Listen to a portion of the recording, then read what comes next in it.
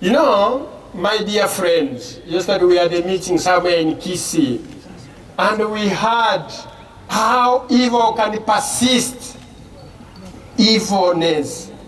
You know, Moses, when he was told to go to Pharaoh, and he tried to plead with him, and there were about 9 wonders before he let the people, before Pharaoh let the people go.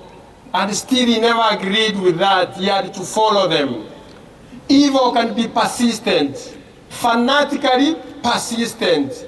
And this is why we see what we see even today in our country, in our county, that you see evil in its nakedness. Let us pray for our county. Let us pray for the governor. Let us pray for the county commissioner. Let us pray for all people, that we may be one, that we may live in love. Even those who don't love us, let us love them all the same.